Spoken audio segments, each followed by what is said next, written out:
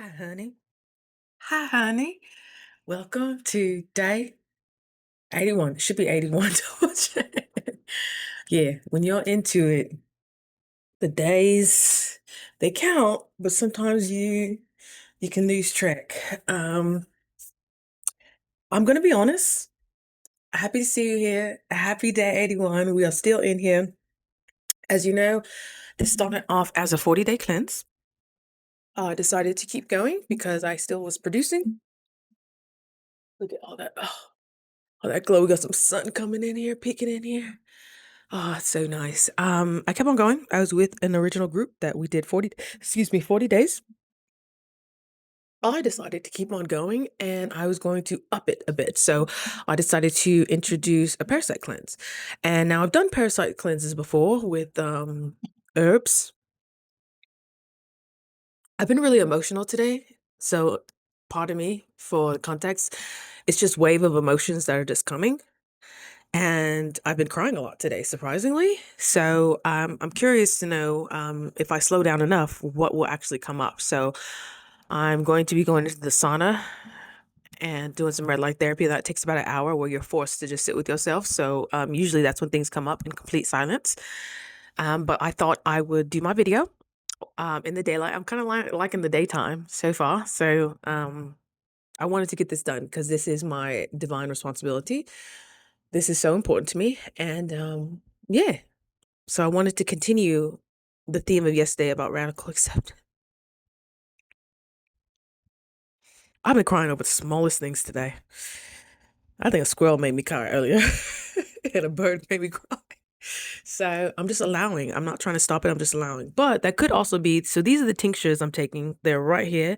So they're from the Roger Hood Apothecary. Here, let me grab them just in case. I give you a little. I just changed into my shorts. Ooh, ooh. So we got a little something. See, I'm not losing. I'm losing definition, but not a ton of definition. But these are the tinctures I've been taking. So the first phase. Oh, and I'm making some tea. Sorry, excuse me. Things have to keep moving. Gotta keep the system moving. So I'm just getting some green tea. But I have a feeling I'm only on the first phase of those tinctures. And the first phase is basically just opening your lymph. And then the second phase is when the actual the cleanse actually commences. Excuse me 1 second. Oh, did I drop my tea bag in there? And yeah, pardon me, thank you. I need to let that cool because right after this, I'm on the go. So I can allow that to cool and then I'll be on my way. Um, I feel like I'm getting inflammation in my face again. So that could be new pathways opening up for my lymph. So I'm taking that for 2.5 weeks and then I actually start the Purify cleanse. And if you know, on day 33, I released a ton of mucoid plaque and the following days after that. If you're not squeamish, go ahead and check out that video and it shows you what my body's been releasing. And just a reminder, you are not just releasing physical, you are releasing biological, mental, emotional feelings. You are being forced to face things that you have previously ran from, you have previously avoided, you have previously procrastinated on. It's all coming front street. And you have the divine opportunity, the blessing to actually face things in real time rather than suppress and depress and pull them to the side and act like they don't matter. You have the choice, you have the free will to deal with things differently from now on.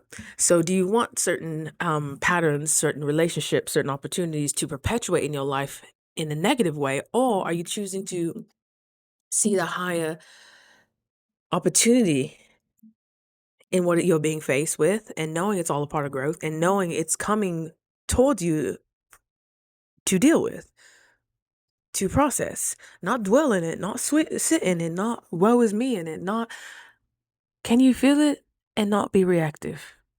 I made a video about that. This is real life that I get to share with you every single day. And it gets realer and realer. And what a blessing that when God sees that you handle things differently, when you're able to stretch your capacity a little more, you're not reacting the same. You're not, one thing is not creating a whole detriment to your whole day. One bad thing is not having a bad day. So, just to catch you up if you're new here, I had received 3 job opportunities in 2 weeks without a job, without a job or resume. This was all word of mouth. This was all people who have seen me in the past, or people who have talked to me, or people who have referred to me to their higher ups, and they personally reached out to me. Mind you, I haven't had an actual job in 5 years. I took a sabbatical in 2020. I was getting a divorce. I was going through perimenopause, my body, cystic acne, autoimmune, you name it. I could barely go up my stairs. It was just a lot happening at once. My body finally said, we have to shut it down because you won't slow down unless we start shutting everything down. And so, yeah, that happened. And I was leaving a very stressful job. I was a program director of a mental health clinic, and we had 3 locations, and we also had a contract with the military, and we also had a contract with other local, I want to say chapters, but local clinics. And so it was a lot, and it was me doing it all. So, but how loyal I am, how egotistical I am, how people pleasing I am, I prefer to put the needs.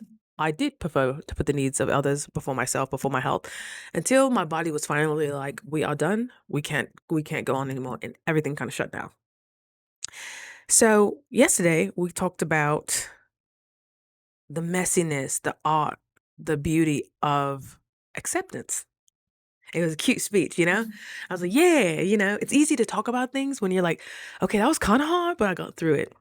Sister, today, you know what happened today? Actually, last night after I recorded, or yesterday after I recorded that video, I feel like universe was like, oh, you want to talk about radical acceptance? Oh, you thought that was you really accepting something, huh? I was like, yeah, I handled that pretty well, didn't I? So I had a video that was titled, um, it was like the result of being an affair, something like that. Having the result of being an affair, being the result of an affair. And I talked about how I found out that I was in an affair the day before I left to college. And what a wonderful thing to give somebody the first time anybody's ever got a scholarship in your family, and they have an 18-hour call right in front of them. What a way to break the news. How amazing is that, you know? And it's funny because my sister always used to joke, my older sister used to always joke that I didn't belong, I was adopted, all that. And so I never really felt like I belonged. So that kind of made sense. And my dad, who I thought I was my dad, didn't really do much for me anyway. So I didn't really see it as a loss or a gain or anything like that. I was kind of just neutral. And I had conditioned myself to be neutral when handling such devastating news, which would be received as dedicated news. And I'm still processing that.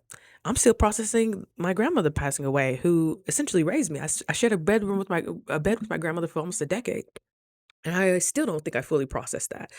And yeah, this is the point of going through an identity experiment, is to take the layers off and actually allow yourself to feel. Because when you're not allowing yourself to feel as a human, that has to go somewhere. That has to be stored somewhere. That can be stored in fat. That could be stored in your brain. That could be stored in information. It could look like so many different ways you have no idea. So that didn't really faze me. My parents, who I thought were my parents, they like the acolytes. They like to say, "Oh, you got that because you're my daughter." I'm like, how? Because you never went to college. You never did the majority of the things I did. So how did I do that? Because I did it despite of you. Yes, they still give me, um, for the most part, a roof over my head. For the most part, um, I did have food, but even that was skeptical sometimes. For the most part, I did have clothing. Yes. So yes, I do owe that to them. Yes. Their basic minimum parental needs. Yes. Thank you. Did they resent me for it? Absolutely. Absolutely. Did they blame me for not being where they were because I was born? Absolutely. Did they take the benefits of me getting a sponsorship, getting sponsored in volleyball, making it to the Junior Olympics, getting sponsored by coaches, getting a scholarship. My father, who I thought was my father, had never even bought me a textbook. Yet every time I would visit home, it would be my college stickers all over his truck. I'm like, interesting. Okay, well, I guess every daughter wants daddy's love some way. And I knew my dad only entertained me because I looked like my mom and he was still in love with my mom. So we would go to NASCAR, we would go to NHIA, we would do all the, just adrenaline. And a part of me loves that. A part of me actually loves that environment. I like things that go fast. I love fat cars. I love motorcycles. And come to find out, my biological father was into all that too. So it's crazy that you don't even have to be raised with the person who birthed you or provided the substance to create you. And you can still carry those characteristics. And that was the biggest part of my mama to finally telling me. She said, because I acted just like him and I looked just like him. So if you want to see, and if you didn't know, I got news that my biological dad actually passed away a couple of weeks ago. He passed away alone in his home, and his best friend actually reached out and found me. Now, she said that he was looking for me and I want to be very I want to be very wary of my words and very compassionate, because at the end of the day, we are all still humans and we are still all trying to figure this out the best way we can. But of course, allow yourself to go through the levels of grief. It took this woman maybe a few days to find me, her and her wife. And allegedly, this man couldn't find me in 35 years. But he knew when I graduated college, which was weird, interesting.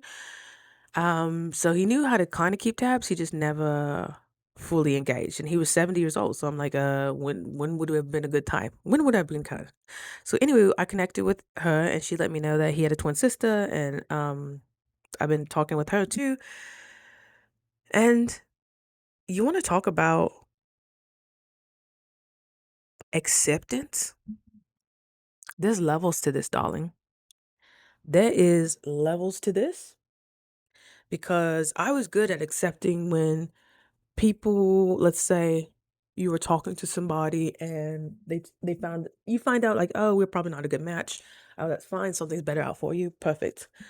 But these instances start to happen closer and closer to your wound. Like the first few times we're kind of like, okay, that was a little uncomfortable, but it's okay. I know, I'm certain if this doesn't work, something else will. Now, given that this man has never paid child support, given that this man has never supported me, given how many circumstances I could have just used one person who thought like me, who acted like me, who could have helped me. Oh my gosh. I try not to fall into this trap of where I could have been if I just had that masculine support. I already know I'm genius, brilliant in my own little way. Having an actual structure of the masculine, oh my gosh. I can't imagine where I would have been. Having help, not having all the pressure on me to pay for my schooling, to figure it out, to work 2 jobs while I'm playing a sport, while I'm going to college.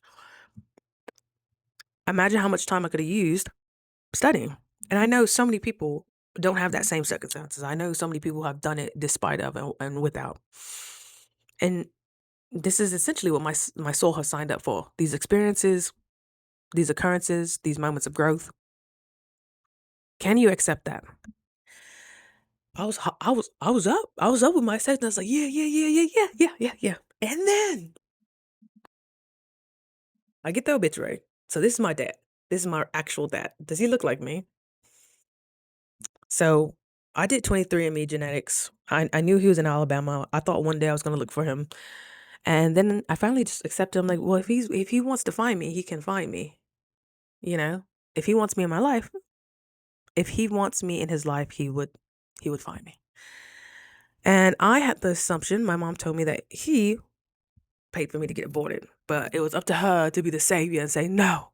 Mind you, she was married to another man. She was married to my sister's father. So I was to believe that not that he didn't want anything from me. I was curious because I needed to know about health, genetics, all that. So I did a 23andMe, and when you do the genetic testing, it'll break down like demographically where your DNA is kind of shared between people. Like say it'll give you a percentage. Like my first cousin who I grown up with, Danny, we shared like 7%. So our mothers were sisters. So we shared like 7, 8% DNA. So it's not going to be something dramatic unless you have a sibling, unless you have, your parents in there. But it'll show percentage and where in America it is, like where your hub spots are. And I had a big hub spot in like Alabama, Georgia, Tennessee, excuse me. My stomach is like, whew. Yeah, I've been having a headache. It's just been a lot of emotional processing today. I'm like, ooh, let me check my chart. Is something retrograde? What's going on? A little mineral water.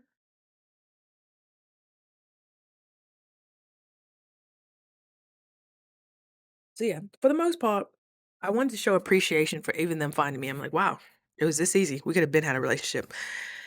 And as I'm learning about this guy, they're talking about so highly of him. Of course, that's how you speak of the deceased. They speak highly of him, how he was there for people, how he was, sarcastic, he was witty, all the things that I'm kind of known for, except I'm a little more bubblier than him.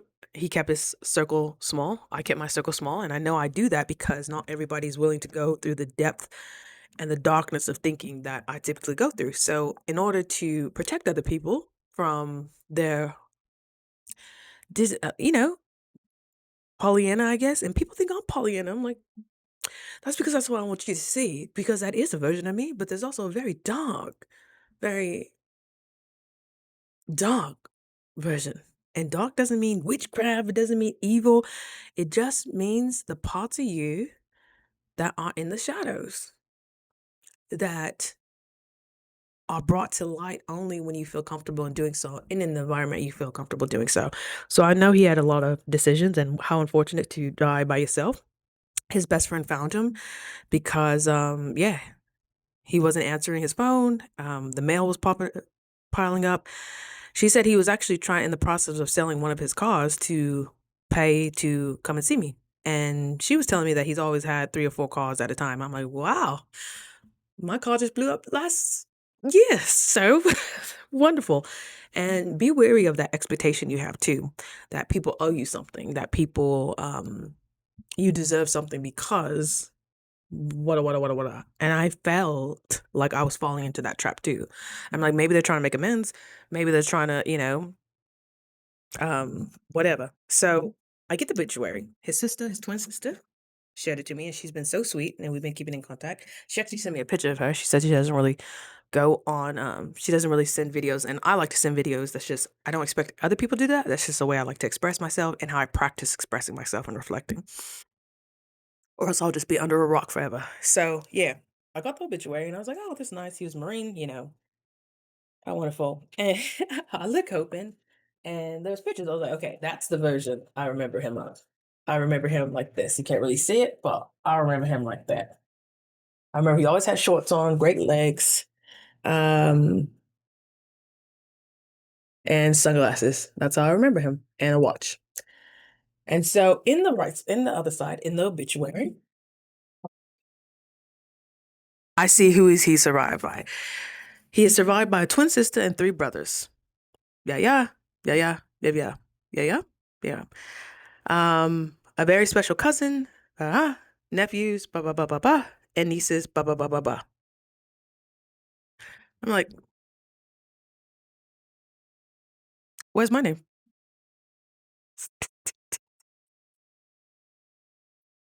It's not like I was just this huge mystery. People knew he had a daughter. He was always say, "I'm gonna go find my daughter one day. I want to go find my daughter today." His sister is actually the one who reached out to his best friend, who found me and said, "If you find her, give her my contact. Whatever." So they knew about me. This is when your mind starts cranking up the narratives.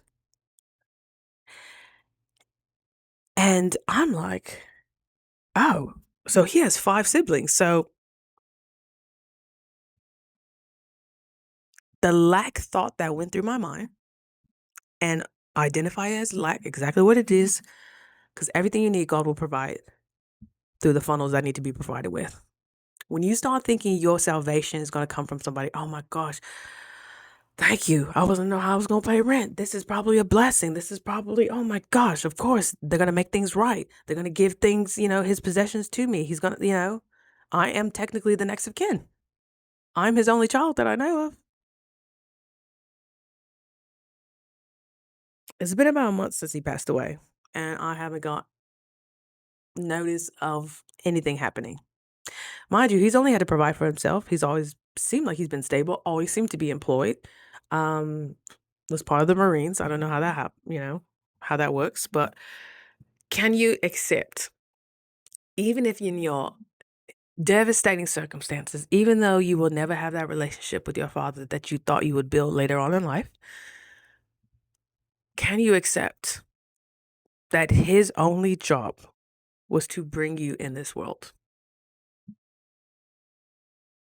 and nothing else and provide nothing else? As a little girl, can you accept that? As a grown woman, can you accept that? That literally he is not here to rescue you, to save you, even in the afterlife. Even though you think you are deserving, you are owed, you are entitled, I would say. His best friend told me he used to spoil her daughter, and her daughter and I have the same first and middle name. And she used to say he would love saying her name, and he was the only person that really got her name right. What a blessing that your father gets to be a blessing to everybody but you. Can you accept that, babe? Can you not go down the thought line of, wow, the one man in this world who is obligated to protect you and to provide for you will never do such? Does that rub you the wrong way? It might. Take some time.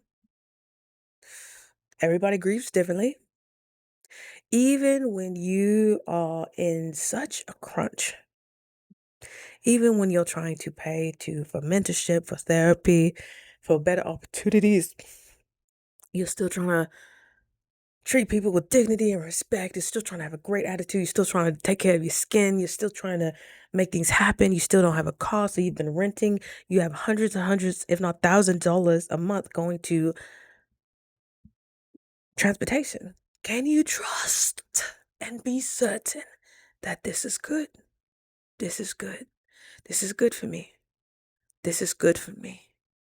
Can you still say that confidently? Can you still look at yourself and say that? This is good for me. Even if what I think I deserve, who knows? Who knows what you deserve? We're seeing things through our own lens. Have the audacity in your work ethic. Have the audacity in how you take care of yourself. Have the audacity to ask for what you desire. Don't have the audacity with entitlement. You're just gonna hurt your own feelings. If it comes, allow it. If it doesn't, allow it. Thank you. I know this is good. I know this is good. This is not how I wanted it to look. This looks a lot of different, but I know this is good. I know this is strengthening me in ways I can't even fathom. I know this is building my character. I know this is building my work ethic. I know this is building my compassion. A part of me just wants to say, can you guys just not reach out to me anymore? Because what's the point? Where were you years ago? We could have built a relationship. Where were you? The times I faced homelessness, the times I was raised in South Central LA, in the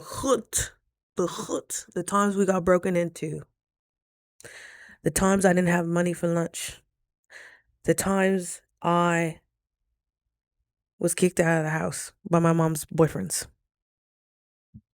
the time I stayed in my car, the times I was at the food stamp office, barely being able to feed myself, the times I had to feed my dog over myself,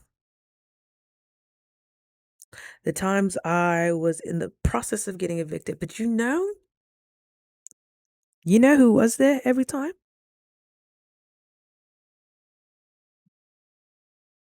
A force that I can't even fathom or imagine. a higher source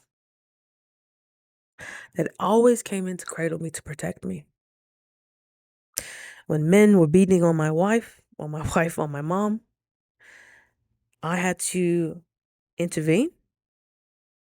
Mind you, this man is 5 times stronger than me. How? How did I get that strength? How did I get that bravery? How did I get that courage? How did I get the courage to move out of state with no backup plan, with no safety net? How have I managed to still stay afloat when I know that phase of my medical conditions have impacted the way I think, the way I feel, the way I trust people? How am I still able to smile? The betrayal, the loss, the stealing. My mother has stole from me multiple times.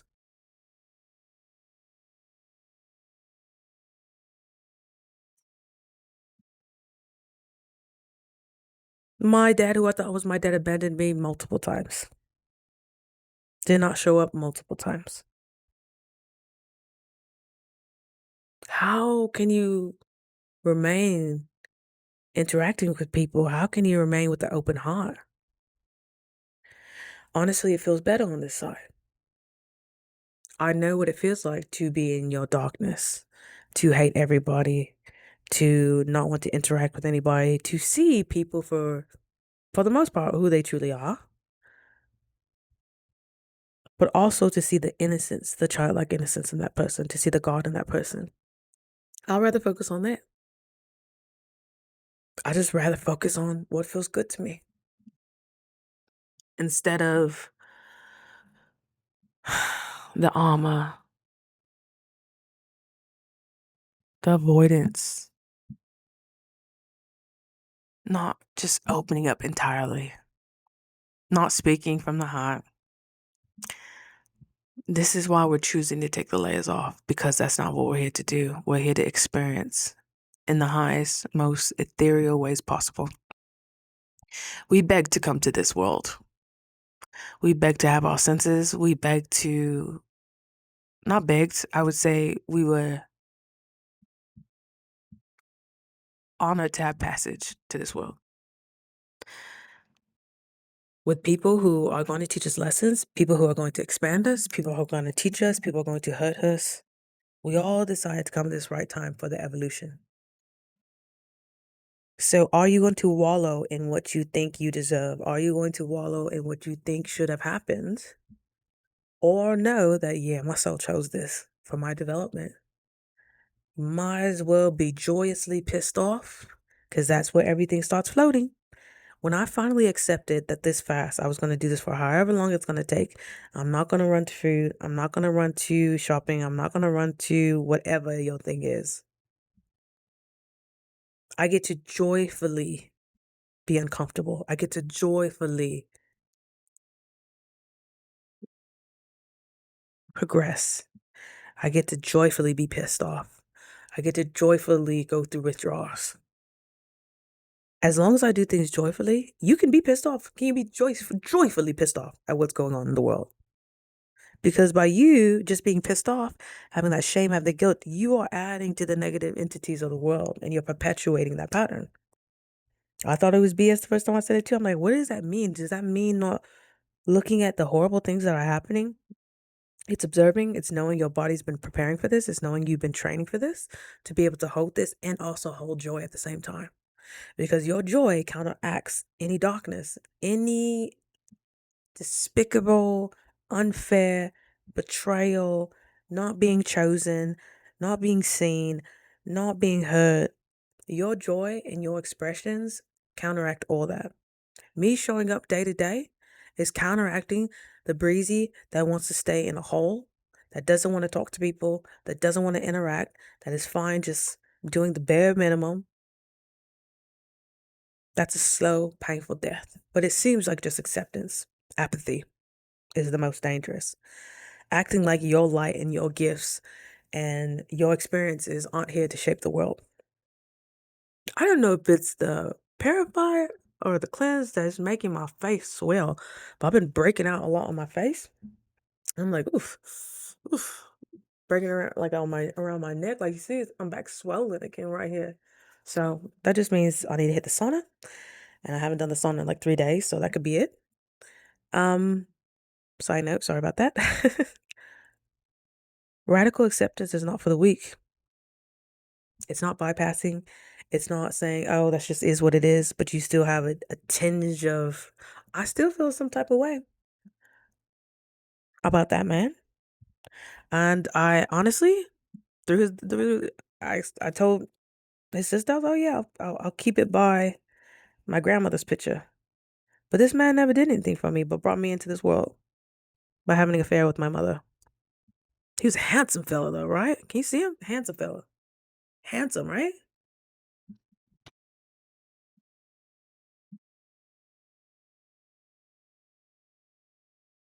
Thank you.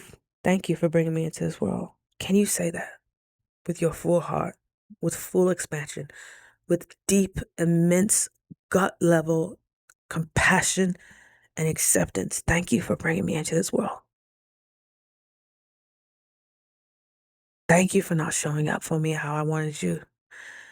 Because it made me have a backbone. It made me realize I could be in the craziest situations and it still works out for me. I could have seemingly no physical worldly help, but somehow miracles still happen. Somehow I still have food. Somehow I still have shelter. Somehow I still have transportation.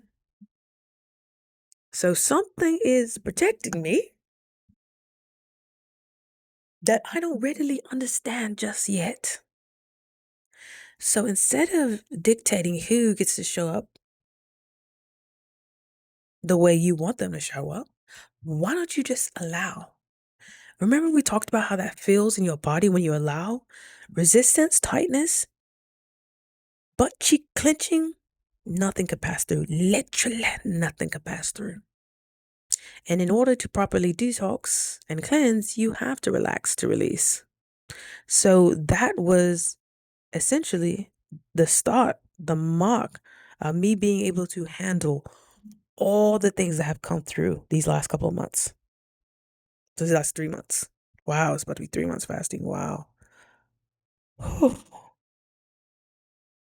Yeah, but I got a bit of a headache, so I need some pineapple juice. I haven't been drinking that much juice today. I've just been water. What I just only have to had a taste for water. But know that these are gonna come in waves. It's just to see where you're at energetically. Are you still feeling like lack? Are you still feeling like you're owed something? Are you still feeling like somebody you deserve something? That's all forms of lack, by the way. They just look in different ways. Radically accept where you are right now and know it's for your highest and greatest good. Joyfully accept. Thank you, God. Thank you for showing me this. Instead of saying, how could the world be so cruel? I joyfully accept, and I'm certain this is for my greater highest good. Sometimes you're going to have to say that to yourself hundreds of times a day. This is not a one-time fit. Your body, your brain doesn't believe you yet. Sometimes you have to train it through repetition. Sometimes it's tapping into yourself months from now, years from now, who knows how to handle these situations with a head flip. And channeling them in like, how would you handle this? You beautiful badass. How would you handle this? Well, Breezy, you always go inside first, right? You're safe to feel this. You're safe to be pissed off. Be joyfully pissed off. Thank you. I get to express these because it's just emotions. It's not you. It's just the emotions. It's just expression. You get to be joyfully pissed off. Like, whoa, man, I thought I was going to get at least $1,000 or a car. But they're probably going to go to his brother. So they're probably going to go to his sister. They're probably going to go wherever. This man probably doesn't even have a will for me. Yeah, he was looking for me because they would have found it by now, right? Are you still accepted? You just got a job offer. Thank you, God. It's where your heart relies. It's what makes your heart beat. The pay is the least so far that you've been offered, but the cap is endless. The potential, the earning potential is endless. So that's what you want, right? You want autonomy. You want your paycheck. You want your rewards to depend on you, right? Isn't that what you asked for? So now that you got it, are you going to complain now? Like, oh, well, I guess this wasn't that much, or oh, I guess I hope they don't depend. I hope. No, no, no, no, no, no. That's why you have to be specific in what you want to call in. I want it to be this. I want it to be that. I want it to be. And you know what? I just applied to supplement this dream job that I'm starting off kind of like part time with. I'm like, how can I a job opportunity came up to do like wheelchair transportation. So you would actually have a company van. I'm like, oh, I was already training doing that with the company van with the owner of this house who has stands at the farmers market, Boise Farmers Market, all that. And they had trusted me to do a couple of the weekends without them. And it took like doing one of those U-Haul vans. So I'm like, oh, you already kind of know how to do this. And you've driven Uber for like 5 years. You know how to do you girl, you're the best one of the best drivers I know. So with this, it'll be Monday through Friday. You take as many shifts as you want. You get to take the van home. So I wouldn't have to rent a car anymore. I could still get around. Oh my gosh, for the job that I'm getting, it's a company, it's a candle company, and it's a perfume scent. So they do like this week we have an event at Treefort. So in Boise, Idaho, we have this event called Treefort, and it's kind of like a little version of Coachella, like a little bit, our version of it. But people come from all over, and it's vendors, it's games, it's musicians, it gets wild, like it's really wild. And then this company has a couple of booths, and I'm going to be interacting with people that I necessarily wouldn't have the opportunity to interact with. How amazing is that? And if I have a van, I'm like, we can load all the candles. How much easier would that be? So I'm hoping it all worked out. I just bit the bullet and just sent them my resume that I already had redone, that these other companies didn't even look at. And so my resume was already done. So I'm like, okay, well, hopefully that fits. And I love actually interacting with the elderly. My ex-husband used to complain about that. He's like, do you just have a fascination with old people? I'm like, I have a fascination with wisdom. And that comes in different ages, that comes in different shapes, sizes, whatever. But typically, when somebody's been on this earth for as long as they've been, they picked up at least one thing. Hopefully, I mean, not all elderly people have something we're talking about. Not young people have something we're talking about. Not middle-aged people all have something we're talking about. But I just have a draw to them for some reason. I don't know. And we exchange energy, and they just love my life force energy. They love how excited I get about talking to them. They love my facial expressions, my interactions. Sometimes they're scared, but they warm up. They warm up and they end up loving it. So I just have this fascination with death. I have this fascination with time. So I'm hoping it all works out. And I'm hoping that most people want to apply because you have to do an extensive background check, you have to do a drug check, you have to do all this driving record check, all that. So I'm hoping that cancels most people out because I'm flawless. Hopefully the herbs I'm taking aren't gonna like be a marker for anything, but um, I feel good about it. That would be great because that would supplement my income while I also am the third in building this beautiful brand that I know is just gonna go freaking wild. But I also have to provide that safety for myself too. And if I do get this job and I get to have this van, that's saving me $800 to $1,000 a month from renting vehicles and gas and all that. I get my own gas card, I get all that. And you mean I just have to pick up people in wheelchairs at 4 o'clock in the morning? I'm up at 4 o'clock in the morning anyway. So that's wonderful. And by the time I'm done, I get to go to my next shift. And in between patients or drop offs, I can be working for my other job, like answering emails, whatever. So you don't know what's going to be put in front of you. You just make sure you're ready and are willing and accept whatever. Even if that job doesn't come, can you accept that? Are you still 100?